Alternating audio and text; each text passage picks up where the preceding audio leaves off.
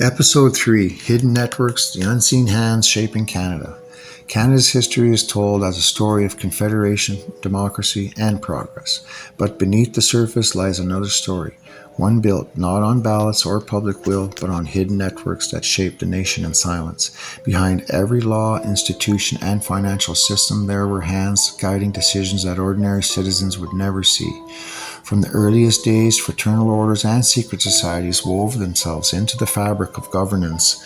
Many of Canada's prime ministers, cabinet members, judges, and bankers belonged to groups like the Freemasons, where alliances were forged away from public debate.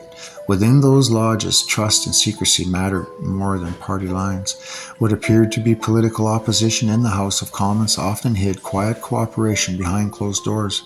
Democracy became theater. Real decisions were made in circles of influence that thrived in the shadows. This wasn't unique to Canada, but Canada's small population made it more effective. A few hundred well-connected individuals could shape entire policies, banking structures, and even wars abroad.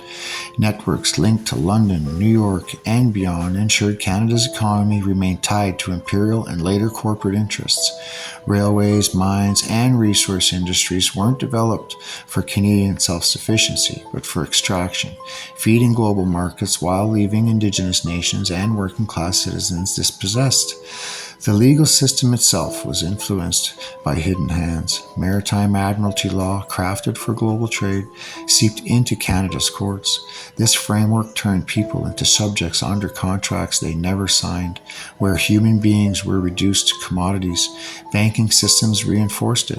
The Bank of Canada, established in 1935, was meant to give Canadians sovereignty over their currency.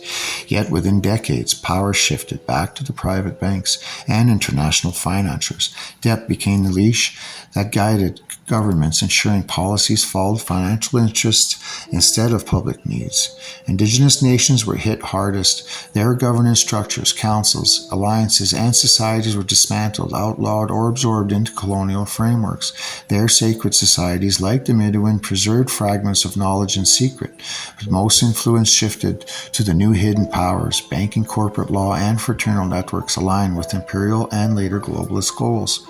The treaties, which were supposed to guarantee nation-to-nation respect, were twisted into tools of assimilation. Entire nations were excluded from the system, while networks profited from stolen land and resources. Knowledge itself became a weapon. Public education taught a simplified story of Confederation. Noble fathers of Confederation, loyal pioneers, and peaceful path to democracy. What it left out was the constant influence of secret groups shaping decisions, ensuring that authority never truly rested with the people. Canadians grew up believing they lived in a free democracy, while the levers of power remained tightly held by circles they would never see. Even wars carried the imprint of these networks. Canada's entry into World War I and II wasn't simply about loyalty to Britain or defending freedom. It was about financial contracts, industrial profits, and geopolitical strategies crafted far above the heads of ordinary citizens. Soldiers paid in blood, while bankers and industrialists collected in gold. By the 20th century, the illusion was complete. Parliament debated, media reported, elections were held, but behind the curtain, influence ran through banking institutions, corporate boards, and fraternal lodges.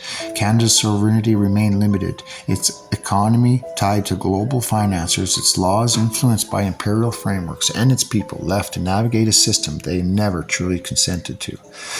These hidden networks didn't just shape policy, they shaped perception. Propaganda masked control as democracy, symbols of freedom disguised centralization of power, and while Canadians worked, voted, and paid taxes, the real architecture of governance was guided by hands they could not see.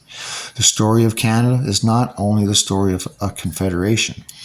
It is the story of influence, secrecy, and control, a system where decisions are coordinated behind the curtain, where democracy is managed rather than lived, and where the true levers of power have always remained hidden in plain sight.